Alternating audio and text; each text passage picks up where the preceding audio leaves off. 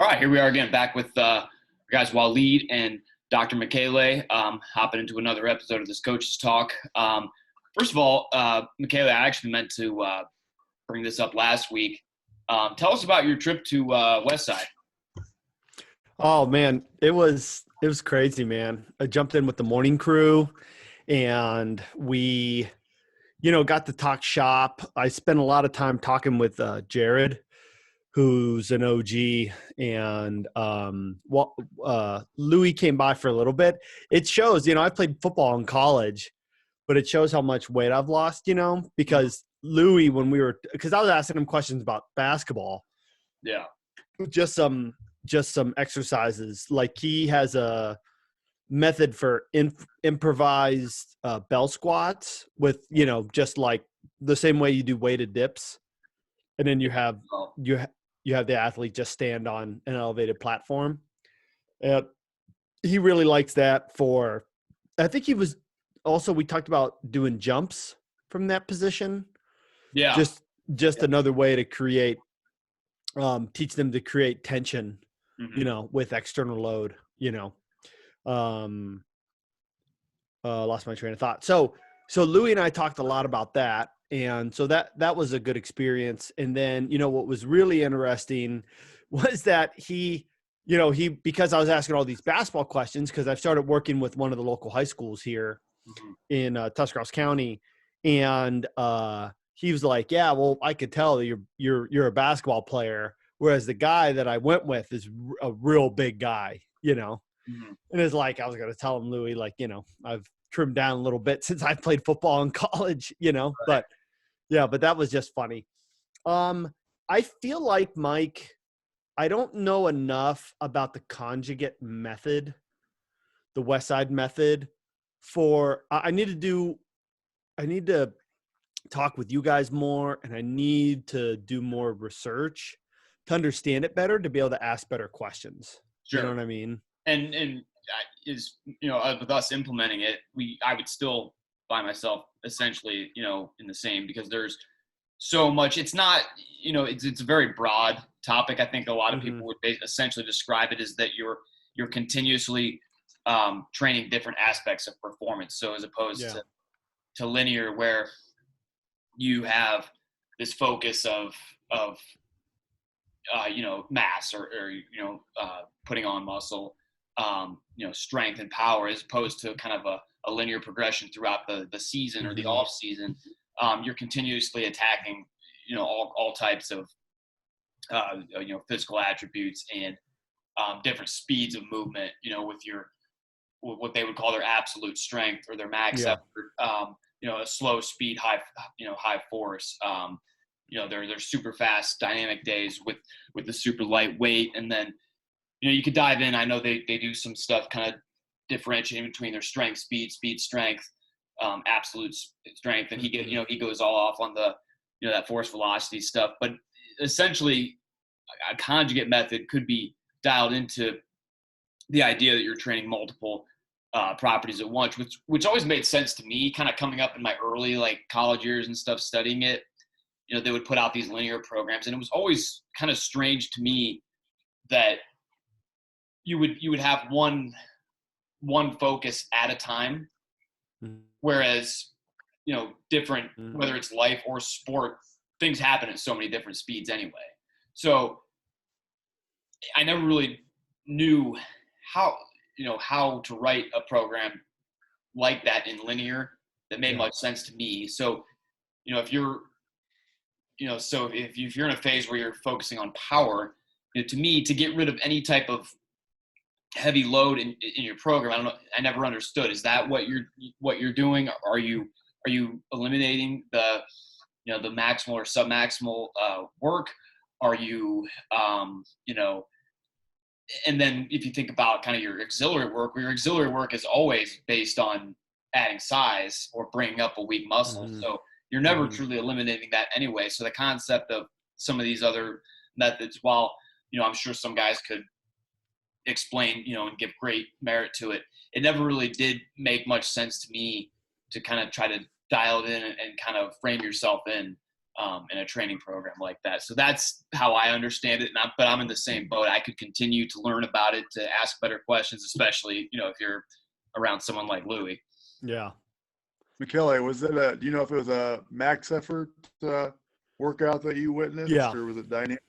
No, it was a max effort. Yeah, I mean, I'm familiar enough to know like those differences, and it's just so crazy seeing these guys, man, just put like 600 pounds, on a squat on the. Oh man, I'm gonna look like such a noob right now.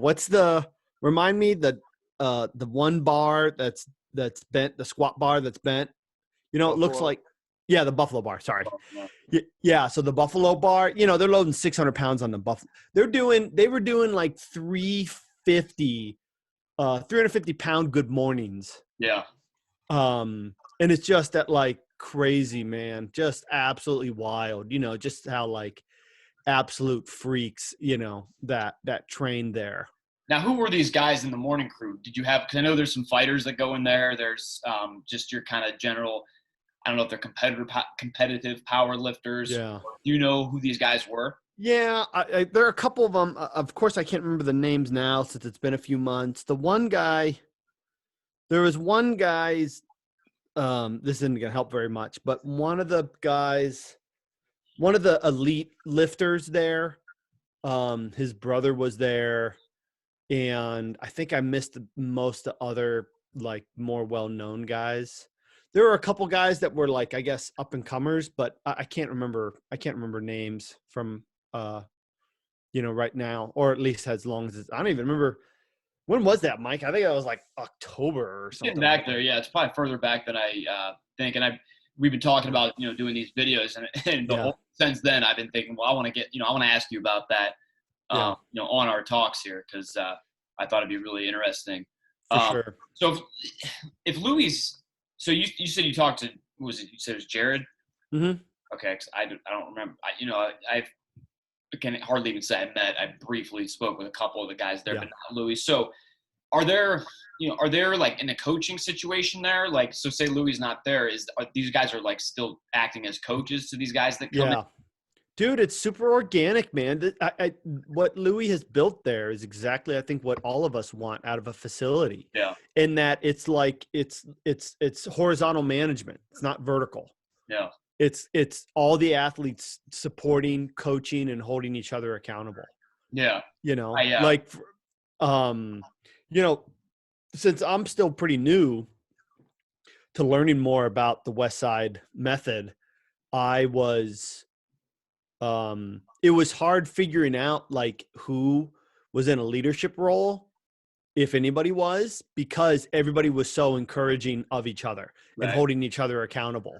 There was one guy I remember who, it's so funny because they're not making fun of him, but they were saying how he just can't really hang with the rest of the morning crew because he was only squatting like 400 pounds, and then he was the one guy who couldn't keep up. He just did not have, either he hadn't built it up yet or just physiologically he couldn't hang, with just the straight volume that those guys push. So it was kind of hard to recognize exactly who kind of, was in a more leadership role. I think this Jared guy, he seemed like but he's been kind of around for that long, rather than, because he said he's been going to West Side for like 30 years, So it seemed that, he's just the guy who he's developed a relationship with Louis and he's been able to go for that long. And it seemed that he was he had almost a custodial role in that he, help the other guys, like make sure that they had whatever they needed and, like that kind of thing. Right. But yeah, I mean, but then all of a sudden, I think he was benching and, he was doing like 350 for, like a set of 5 or something like that. So, yeah, I'm always interested kind of how they, different people with their conjugate and how they go about structuring kind of, programming and how they make adjustments. Cause like, I know at Westside, they don't pick out their main lifts all that advanced. like usually they'll choose their max effort method that week or that day. Mm-hmm. And so a big part of it, and I know like any of the guys at Westside will talk about, is that the real sauce is from the accessory work and like the volume of. So obviously they're big on like the reverse hypers and some of those machines Louis crafted, but another part of, specifically I would say the West Side system is that what I think, not to speak for anyone else, but I think Louis would say is that he takes pride in being able to find the right weaknesses to build up and building up what's limiting them. So I'd be interested, I'm always, trying to learn more. That's like the biggest thing that I'm looking at is, how to best identify what the athlete needs in that accessory work and where the sweet spot with volume is to do it. So that's actually a big part of why they do max effort, not only for, the benefits of like muscle recruitment when you're lifting that heavy, but to almost get you close to that mechanical breakdown point so that they can identify what goes first. Are you, shifting onto the ball of your foot on a squat, or chest cave over, do your hips pop up on your stuff like that. But they're almost looking for that when they lift that heavy so they know what to attack, in that accessory work. So that's where I'm kind of like trying to really get better at kind of identifying. Some are easy, but some aren't so easy, with athletes, what will get them the best bang for their buck the quickest in the gym. So interesting stuff for sure, though. I think that this brings back this connects well, guys, with what we talked about last time, in that it's easier to identify weaknesses when you are nearing when you're doing submax, when you're at. So from a physiological standpoint, I don't remember if they talked about it like this for you guys, Mike, in school, but for us, whenever we say submax, we mean like actually at the max. Okay. Because nobody can actually achieve, like you need like E-stim, like muscle stimulators to achieve true maximum, absolute max effort. Yeah. This is like a VO2 max similar. Yeah, exactly. So when I say submax, it's like it's voluntary maximum. Right. Or sub physiological maximum. Right. So anyways, I think this goes back to what we were talking about with RPE and stimulus and challenging each other, or challenging, your athletes, is that if you don't know what that feels like, if you don't spend a lot of time at your absolute max, then it's hard to identify weaknesses, Right. And then obviously that's dependent on the safety, comfort, and capacity of the person that you're working with. Sure. Yeah. One thing. Wally, go ahead. I'll go after you. Okay. Yeah. Thanks. Even in a team setting, in my experience, the conjugate method, you almost depend the way you prescribe max effort lifts. For example, if you bench 1 week and your max is 135, and you incline the next week and your max is 75, that's a pretty big difference. So you look at are their shoulders weaker, you know what I mean? So you want to attack shoulders more in your accessory work. So it's almost like floor bench should be close to your bench from a weight standpoint. So if that is way off, obviously you need to work the top of that lift. So being able to mix up those max effort lifts, you kind of you figure out, you realize what their weaknesses are as part of that. Yeah, definitely. And I've, when you talk about working with different athletes, I've seen so much like different stuff. Like, you know what I mean? Like I'll see guys that, like for me, again, when you cycle through so many different positions, with that type of system, like for me, when I use like the football bar, the multi-grip bar, I'm like 75% of a max bench. But a lot of our kids are actually about right in line with those two methods. I've seen people incline pretty close to their bench press. So people have so many different types of weaknesses and strengths.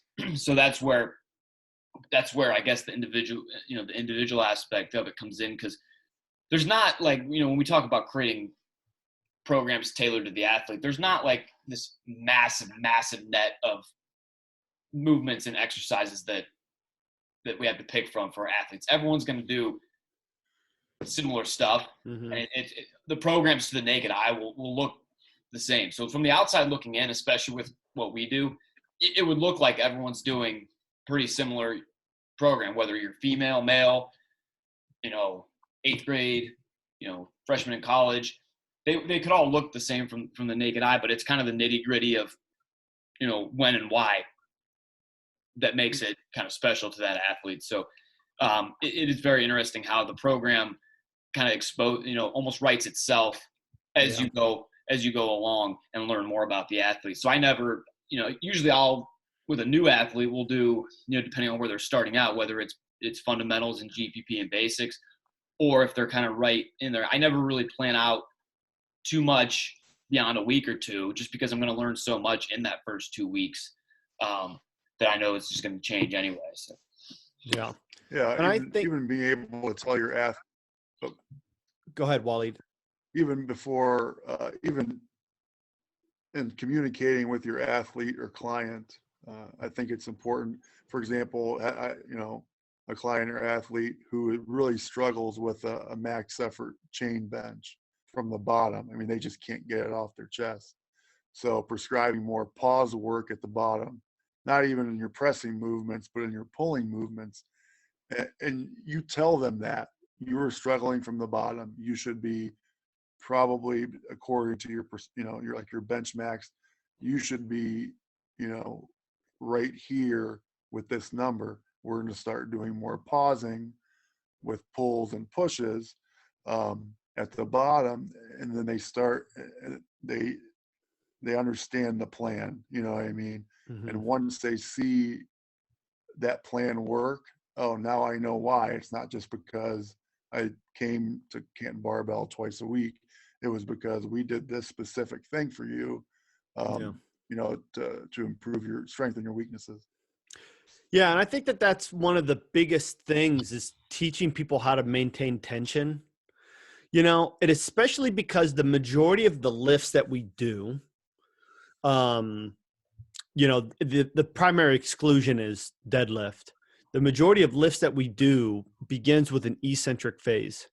So it's a lot easier. It's a lot more challenging because it's easy to allow yourself to get that forced lengthening. It's easier to then find that bottom position and then not create tension out of it, not by any fault of their own, just because of the nature of the motion, whereas deadlift, because the concentric portion is of all lifts is the harder part, where you can produce the least amount of tension. If you're not strong enough, that weight ain't coming off the ground, man. Sure. So you can do whatever amount of screaming or yelling or accessory work or whatnot, but if you can't create the tension required to pull whatever weight is sitting on the ground in front of you, you have no chance. Yeah. So that's what'd you say, Mike? Oh, I was just going to follow up. I'll go ahead and finish. Yeah. So but the problem is things like bench and whatnot, negatives used to be a really big part of the old school method that we used to do back in the day. That was like one of the primary ways of trying to create super compensation, right, by doing negatives. Right. And so you get that right away. It's something that kind of comes intuitively, and so it's a lot more challenging to teach people how to create and hold that tension whenever they get to do the more efficient part, which is the eccentric portion, whenever they get to do that first. So that's one thing too, that's why you have to build this holistic program, because it allows you to teach them how, like Waleed was saying, to create tension, hold tension, maintain tension, switch between phases of motion. And on top of that, remember that isometric force creation is higher than concentric, but less than eccentric. So you're allowing them, by teaching that pause, you're actually creating more recruitment, which then would hopefully transfer with enough stimulus and practice and mastery, would transfer to the concentric portion, and thus allowing people to break through the hole or break through whatever part that they get stuck on. Yeah. So what you hit on the head was tension. It's probably a word that we say more than any, like tension is probably one of the most used words when we're teaching, especially normally younger and younger, the more important it is, because there is no tension there. Yeah. And it just, I say tension is king, because again, without it, you have nothing. I can't let you lift any heavier than your, little practice, warm up reps if you don't have tension. And then, that feeds what I was going to say. You kind of segued right into it, but kind of interestingly enough, when you're working max effort, depending on the level of the athlete, and you're trying to get them into that kind of training style, one of the biggest limiting factors we see, again, is usually not a lack of it's not the lack of strength to move the bar. It's always either some type of like structural breakdown, which leads from a lack of tension. So I've seen countless times where you'll have a kid, I don't know, box squat 95 pounds, you know what I mean, for the sake of conversation, 95 pounds, and it's just like clockwork. It's nothing. And then so we'll go to 115, and that 115 rep, it goes from the box up, but the chest caves over, you know what I mean? And it's like you cue them in, and it takes a while, chest still caving over. It's like, yeah, you can move it from here to here, but we need to get you into that position before, I can really say you completed the lift. So it's always like, again, usually a positional or a structural thing, more so than just a brute raw strength. A lot of times, we'll see kids make these, number one, because they're beginners, so they're adapting to the stimulus, but these massive jumps, because when you finally get that down, that creation of that tension, well, now we can jump, and now you can really realize how much force your body can produce. Same thing with bench. I see, when we're talking about like shoulder stability and structure, I see way more missed reps on just badly positioning the bar than we do with just getting stuck.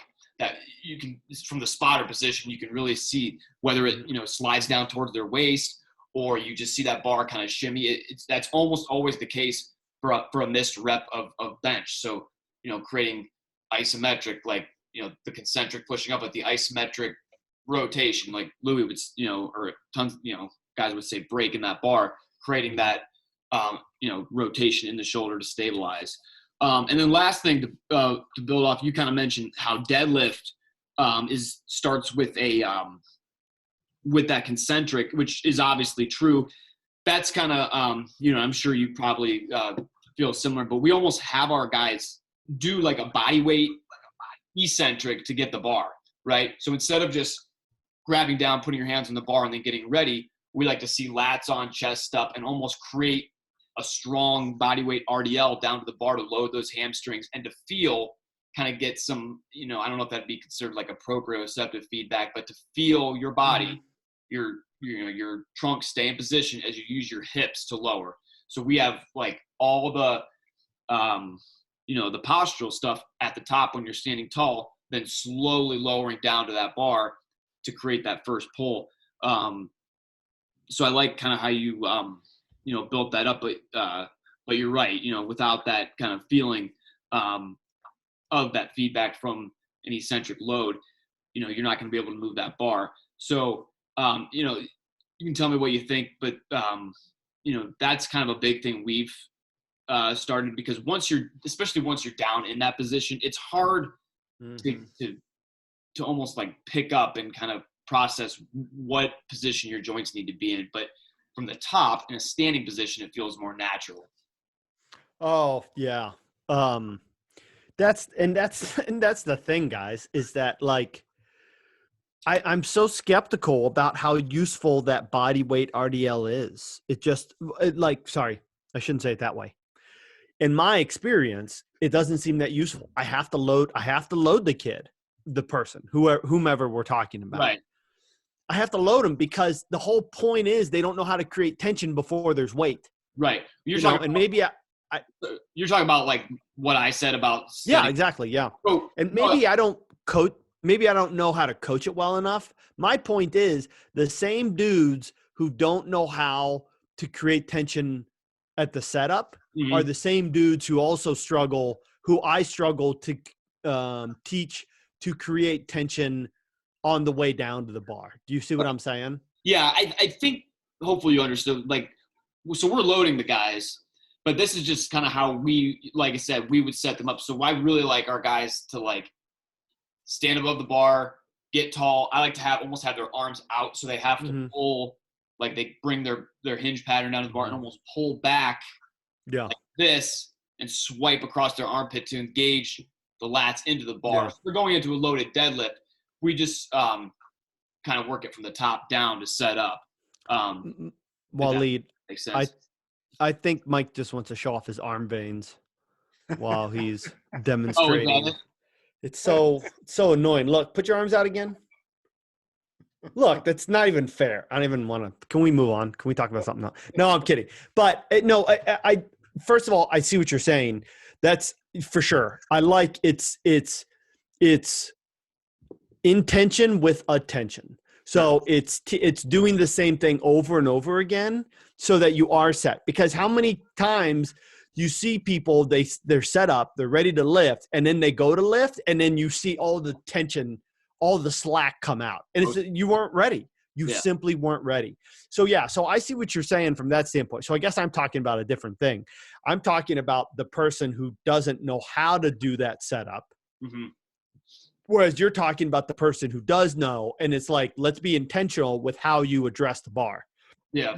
That I completely agree with. So I guess what I was saying was something different in that I just have a hell of a hard time teaching people how to create tension when they don't know how to create tension. Yeah. You know what I mean? And that's why it's like, this is one of the biggest problems in my profession in PT, being a physio, is that, it's like they do all these cues. Like, I've read this thing. Like I saw this, I think it was something I saw on Twitter. It was from Runner's World, and it was talking about teaching people how to do like the Turkish get up. Mm-hmm. And like during one of the steps, it was actually a pretty good video. It was actually really good. But during one of the steps, it said, tighten your core. Well, first we'll have a conversation about core sometime. It's one of my biggest pet peeve terms that I really hate. But that and muscle memory, it's like fingernails on the chalkboard. It's all memory. It's all memory. Everything is muscles. So you don't have to specify. Anyways, I'm getting off tangent. So, I forget what I was going to say now. What was I talking about? The World article. Yes. Thank you. So they said, tighten your core. Thank you, Waleed. And so the point is that if you don't know how to stiffen your abdominals, to turn on your abs or turn on your core muscles, if you don't already know how to do that, telling somebody how to tighten their abs or tighten their core isn't going to work. It's the same thing with squeezing your glutes. Proper hinge, you don't have to squeeze your glutes. You need a nice contraction of your glutes in order to turn on your glutes. It's just the action of the hinge happens at the hips, and thus your glutes are putting you into that hinge position. Right. So by telling that same person who doesn't hinge well to just squeeze their glutes, it's not going to, that doesn't work, So you have to teach them what it feels like to activate their glutes, which then allows their movement patterns to improve thereafter. Right. There's some people you can almost tell by like looking at, the best way to describe it is that if you say something like, squeeze your glutes or something, there's just somewhere along the neurological aspect to the muscle doesn't communicate. You know what I mean? Mm-hmm. Like it's not that they're like ignoring you or, it's Yeah, not, exactly. Yeah. it's not communicating to the body. Of course, they're probably trying, a different cue, of course, could work, but there's a way you've got to, make that. I think it's what people think is muscle memory, Yeah. is just that ability to communicate, Yeah. neurologically, to the body. I wanted to kind of touch off before we got too far off with you talking about the brace your core thing.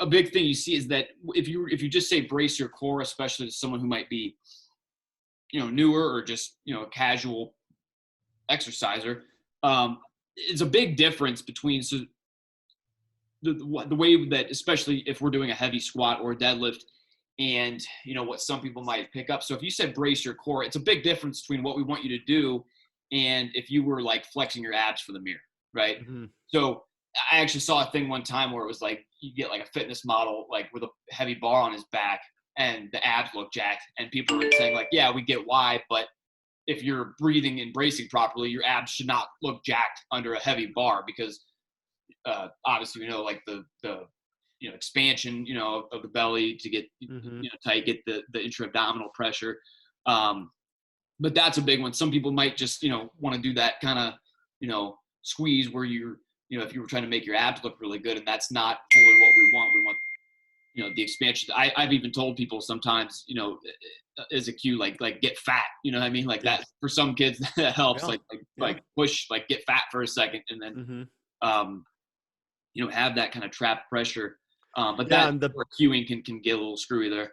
For sure. And the thing that complements that, the reason why we're worried about that is what a lot of people do is they just over rely on their Valsalva, and they over rely on creating that intra abdominal pressure, which actually usually is a downward force from the diaphragm. And that can lead to a lot of hernia related issues, and also pelvic floor related issues for our female, especially for our female athletes, because us men, we have a prostate that controls the flow of urine from our bladder to our urethra. We don't have leakage nearly as bad as female athletes do, but you will see that with men who've had prostate surgery. So what ends up happening is that they end up creating pressure downward, because they're trying to create that, they're trying to brace their core, tighten their core, whatever word you want to use. And that ends up just putting more pressure on the pelvic floor, which oftentimes can also be a problem to engage as well. So you create this cycle of issues because this person doesn't know how to actively engage their abdominals first, actively. And then once they're actively engaged, then you use the Valsalva in conjunction with that, which then you put all the tension in your abdominals by activating them, and then you push against that tension by holding your breath. And that's where the true stiffening. And if you think about people like Stu McGill, who's like the premier back research guy up in Canada, University of Waterloo, that's really what you're going for. You want to stiffen the spine, right? So that, think about how a crane works. The crane, it's got the little motor part of that goes down and picks things up at that end. And it's got the motor, it's got the actual engine part on this end. And so you don't want that, the arm of the crane to bend like, Mickey Mouse cartoon crane. Right. You need that thing to be stiff. And so you need active and passive stabilization in order to achieve that, especially on back effort loads. Right. I think I caught it when you said I lost you for a second, but yeah, it comes down. It is the hardest part, again, because different clients and athletes will respond differently to different ways of cueing it. Like sometimes it is as easy as get fat and trap that. Other times you almost have to talk about certain muscles.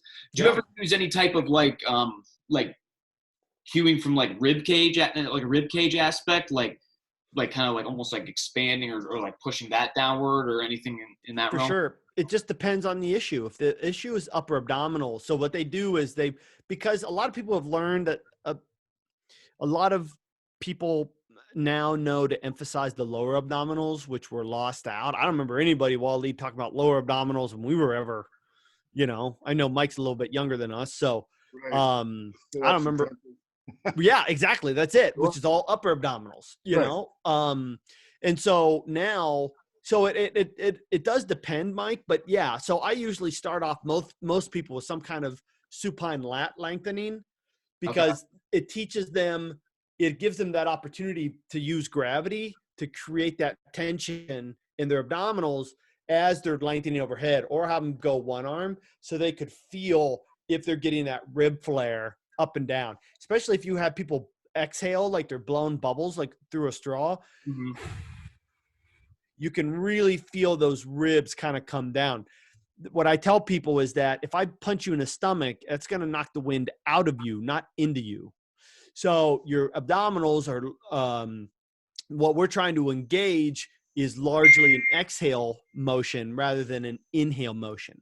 Whereas when we see people engage their lower abdominals, they oftentimes suck in their abs, suck in their stomach, which actually more turns on the transverse abdominis, which is an isometric muscle, rather than control of the pelvis or control of the ribs.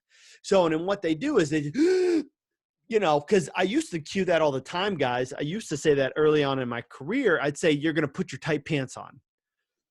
Mike's some skinny little guy. You may have no reference of this, but for us big guys, the first thing you think of is, right, Waleed? Yeah. So, yeah. So, but the problem is that you're holding your breath, and then if you have to choose one or the other, breathe or stabilize your spine, you're obviously going to choose breathing, so if we reinforce that bad pattern, that becomes the issue. So that's why, Michael, I always like to, I don't know why I called you Michael, but Michael, now you listen. So Mike, that's why I always like to incorporate breathing into all the stabilization things. Yeah. And that's why that ribs down, at first it starts blowing out the candles or blowing bubbles. And then once they get it that they're bringing their ribs down, I can then cue ribs down. And then I see, immediately that stiffening, that pulling of the abdominals. Yeah. And you probably, let me know what you see kind of, because you dive a little more deep into this. You probably, if you can get somebody really, dialed into that kind of ribs down, like you were talking about, do you see those people once you get them into more, movement based stuff? Do you see them less likely to, default into those like big hyperextended anterior tilt positions because they're not just in that constant breathing position of like ribs flared? Yeah. Yeah, exactly. Because they're always they don't know how to use their abdominals to stabilize their rib cage and connect their pelvis to the rib cage and breathe at the same time. It's possible to do both, especially because you want to learn how to breathe with your intercostals, breathing out the sides more instead of always breathing with your spine, always relaxing your rectus abdominis to expand your rib cage. So we see a lot of like that instead of expanding sideways rather than always this anterior. So we call this a pump action instead of a bucket action.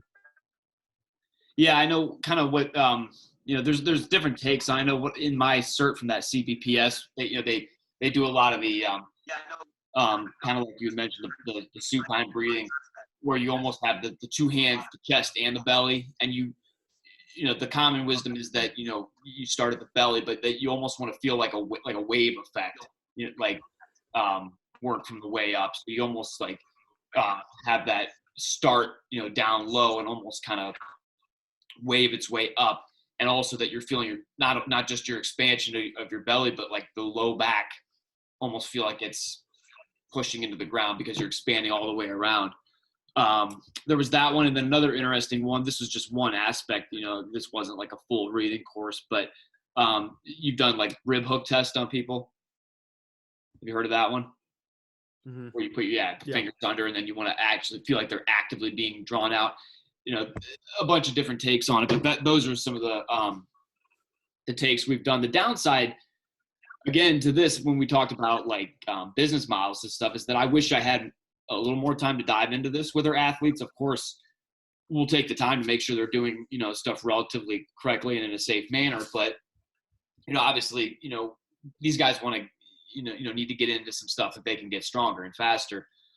So we don't, have tons of time to sit with them, around and lie around and really dig deep into the breathing. I kind of wish, we did, obviously in your setting, it probably makes more sense to spend a little bit of that time. But I kind of wish we could dial it in, because we could definitely improve even more across the board with some of our guys, just by making some of those kind of micro adjustments in something like breathing. And it also just depends, man. First of all, that's why people pay us to do this job, right? It's because they're not just, they don't want to show up with, they don't expect to show up with an additional 10 to 19 other kids and then just get smoked for an hour. Right. So the expectation is, because if that was the expectation, then, they would just do some group class on the Peloton or at some random big box gym. Right. So instead it's that, okay, that these kids are going to learn. There's at least enough consciousness within society now to where we know that doing things correctly can be very potent and powerful, and doing things incorrectly can be very detrimental and actually risk further injury, not decrease injury. So that's why, we all, the three of us, make that point to identify what we're trying to do. And then, it's that you need buy-in. It doesn't matter, we have to stand by our goals and then to allow our reputation to precede us, right? So we're not going to allow people to do things stupid. We're going to guide kids well. Mistakes do happen sometimes, not just kids, but novices in general, whether they're adults or children. And the thing that's most important is whether or not, we are making that progress. Obviously when I'm coaching semi-private classes, the focus that I take is very different than I'm one-on-one with one of my physical therapy clients. Mm-hmm. And then also, I think as we continue to advance this model, both the three of us as colleagues and collaborators, as well as a profession, we start to better identify the issues that need to be addressed, right? So for sure, anybody who walks into our facility, Canton Barbell or wherever, we should, if somebody complains of low back pain, breathing exercises, active stabilization should 100%. It is borderline negligent to exclude breathing exercises for those people, because they're telling you the fact that they have pain in their lower back is the fact that they don't know how to use their abdominals to properly stabilize their trunk. Mm-hmm. So, but if a kid walks in, like you guys have had that before, like, like, I don't know, my hips, my hips and my knees. I never have any issues ever. I've never had any issues with my hips or knees, but my back really gives me trouble sometimes if I get myself into bad positions, like me personally, Michele. Mm-hmm. So I'm one, whereas we all know other people, to where it's like my back is always fine. It never have issues with my back, ever. But, this damn shoulder or knee or hip or whatever. So it totally depends on the patterns and how we stabilize actively, how we express our stabilized patterns in the real world when you're in the wild. Right. I think I watched it again, but what was the last thing you said? Sorry. It's okay. I know. Sorry. I apologize if it's my connection. I was just saying how, we start to develop groups of putting athletes into, like, general buckets. Yeah. So athletes meaning clients. So if we have somebody come in and, they complain of a certain issue, we know that we're going to have to address that issue more than we would another place. And breathing is no different than shoulders, glutes, whatever, dorsiflexion. Sure. Well, it's an whatever. It's an action of a bunch of muscles, Yeah, in action. So, exactly. Yeah, I can say I definitely see like the chest breathing, you can tell that you have to dial in. And a lot of the stuff you have to remember too, as coaches, that it's so second nature to us, to kind of pattern the breathing correctly for the max tension. But, if we don't cue it, we'll have guys that will be exhaling when their butt hits the box on a box squat, which seem asinine. But again, it's one of those things you have to almost put yourself in the mind of a novice, and think about what things would you do if you were walking in day one. What would you want them to know? Almost like a list of like the 3 to 5 most important things, even if it's not, crushing that PR on the first day. What's going to put them in the position long term that you could literally just say, okay, get in the rack. These are, your top, your 3 working sets, your goal, and you can be confident, in those people. That's a lot of fun when you get an athlete to the point where you're just confident to basically, throw them in there. You don't have to give them a lot of cues. I mean, it's our job if we need to, but once you get them to that point, you've created almost, the product that you set out for, which is just, confidence and, competency in an athlete. And to piggyback that, going back to what Michele talked about at Westside, and to take it a step further, not only having confidence in yourself, but the confidence to coach a peer or a teammate up, and you're in a group and they're coaching each other up, and they're sounding like and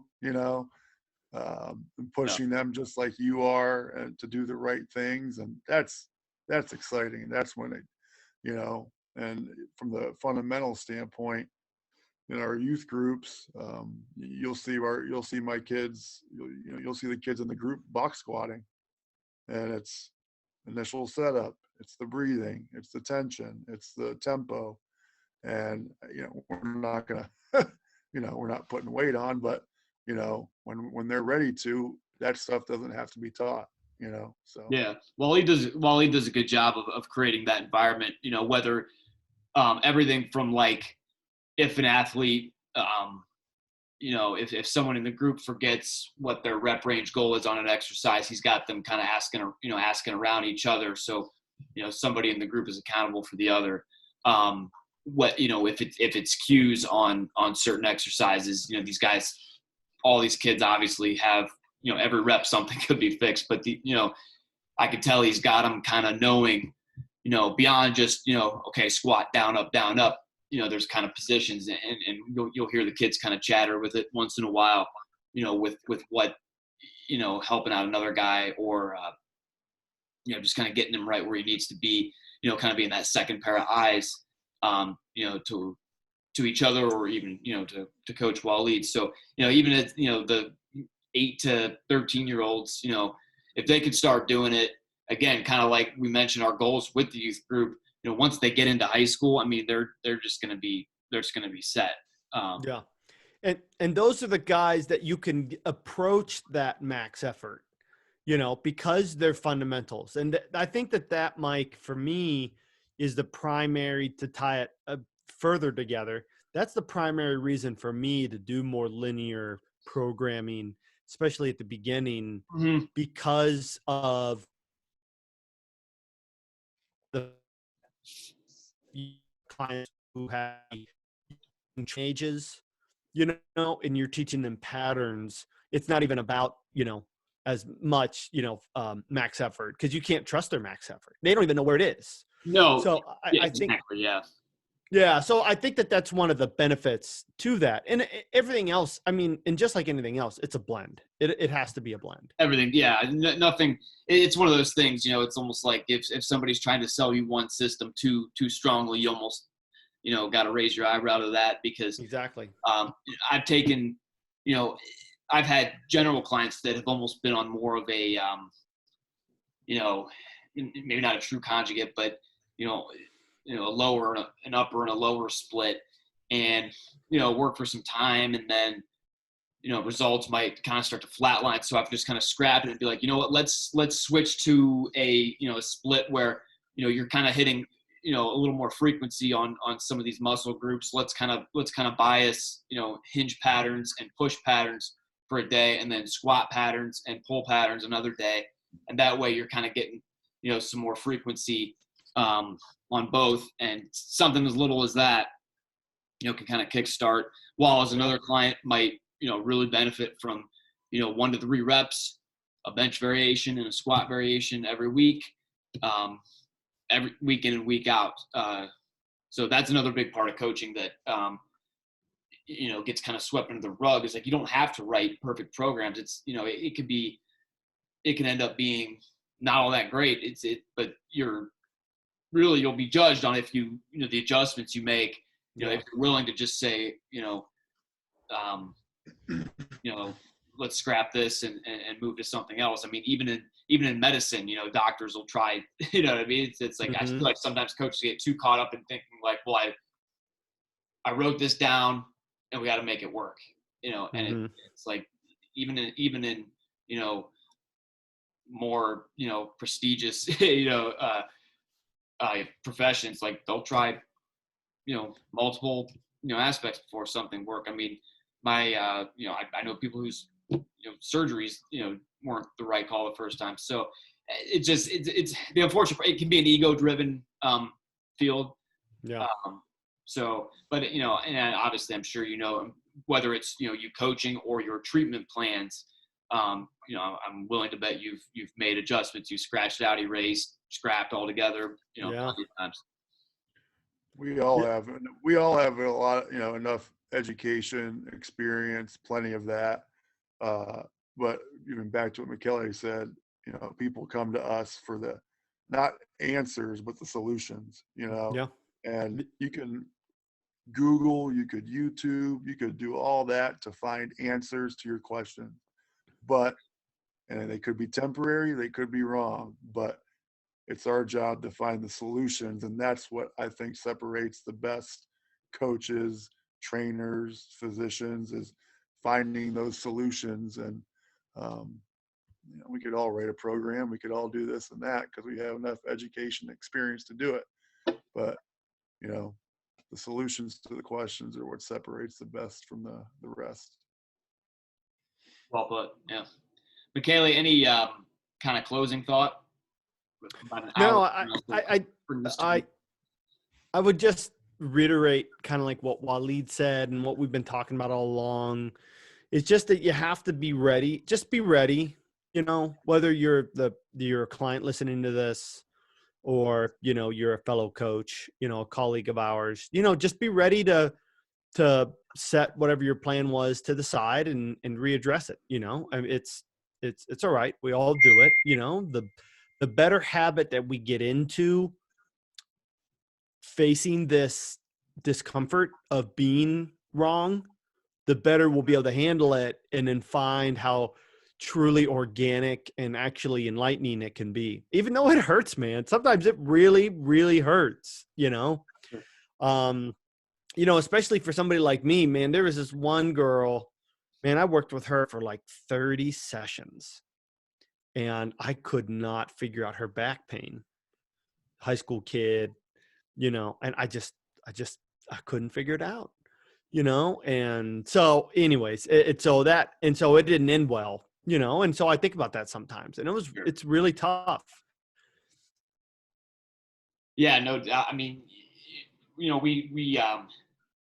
well, even something as little as, once, you do like a 6-week block, you think the stuff went well, and a kid will come in and, we use vertical jump a lot to kind of test overall. Cause if you're producing better force, you're stronger, more powerful, you should be jumping higher, and the numbers will just be stagnant. And it's like, whether or not our program was wrong, did the kid not sleep last night? It could be a million things, but it sits with you and almost makes you question, like, it's kind of a coach's psyche. Like, is my whole philosophy wrong?